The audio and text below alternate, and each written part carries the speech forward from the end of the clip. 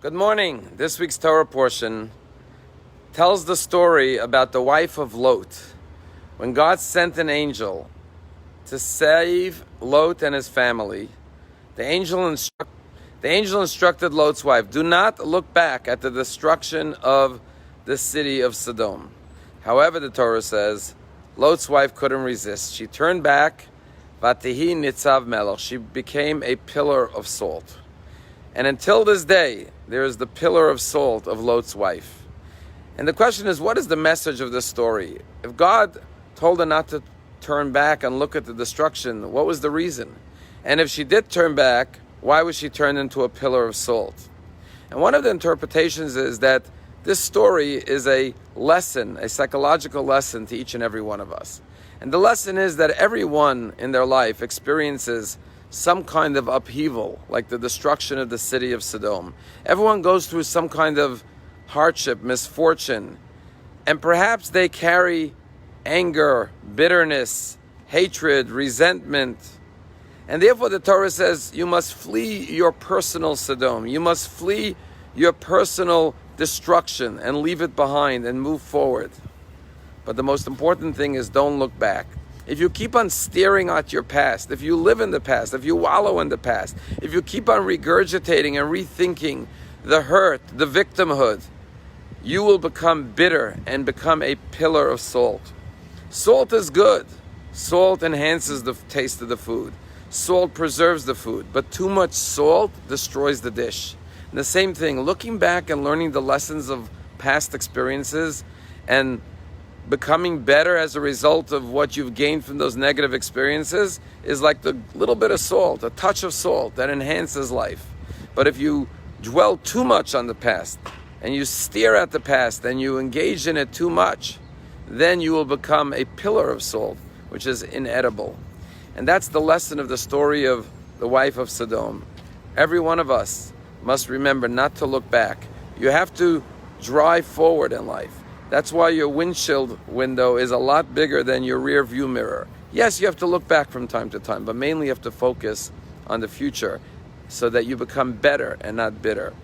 Last week, a man died in Australia who was 101 years old. This man holds the record for publishing a book at the oldest age. A year ago, at 100 years old, he published a book, his first book, and his only book. And the name of the book, the title was The Happiest Man on Earth. Now, if I told you someone at the age of 100 wrote a book titled The Happiest Man on Earth, you would have thought that he had the easiest, most blessed, most fortunate, most blessed, luckiest life. But this man who passed away just last week, his name is Jaku. His original name was Avraham Jacobowitz. And he was actually a Holocaust survivor. And his story is that he was born in Leipzig, in Germany. He went to university to study to be an engineer. In 1938, he came home to celebrate with his parents their wedding anniversary. And it was the night of Kristallnacht when he came home to celebrate his home and beat his mother and father and himself mercilessly. And that night, he said, he lost his innocence. He lost his faith in humanity. He was sent with his parents and his siblings to Auschwitz, and he survived, and his parents died in Auschwitz. He survived Auschwitz. He was a broken man physically and emotionally, and he didn't really have a will to live. But he went on to meet his wife Flora, who he ended up being married to for 75 years. And he said the minute he married Flora and he found love, he started to have a desire to live. But he said when he had his first child, Michael, then he started to embrace life fully. He went on to have children, grandchildren, and great-grandchildren. And at 100 years old, he published his memoir called The Happiest Man in the world, on earth. And he said that he decided that the best revenge against Hitler is to live a happy life. And he chose to celebrate his wedding anniversary to his love, Flora, on April 20th, Hitler's birthday, to celebrate the fact that he found life, love, and happiness, and Hitler is gone. And he went on to write this book where he talks about the fact that happiness is not something that falls from heaven. It's something you have to choose to do. To focus on your blessings, on how lucky you are to be alive, how every breath is a gift, and choose to be happy each and every day. And he goes on to say that happiness is the only thing in the world that the more you share it, the more it doubles and triples and quadruples. And therefore, choose to be happy, and even more so, choose to share and to spread that happiness with others. He talks about in his book about hate, and how hate may destroy your enemy, but will also destroy you. And therefore, he says, I hate no one. I don't even hate Hitler, he said. I can't forgive him, God forbid, but I don't carry hate, because hate will only destroy me.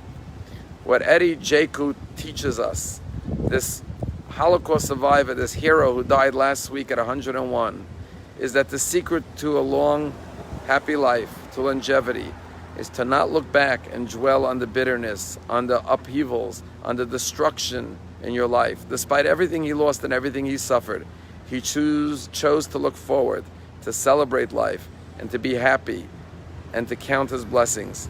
And yes, at 100 years old, this Holocaust survivor who survived Auschwitz actually published a book entitled The Happiest Man on Earth. Let us go forward, learn from the past, but not to live in the past. And then, unlike the wife of Lot, who turned into a pillar of salt, we will be a pillar of joy, love, friendship, and happiness. Have a wonderful day.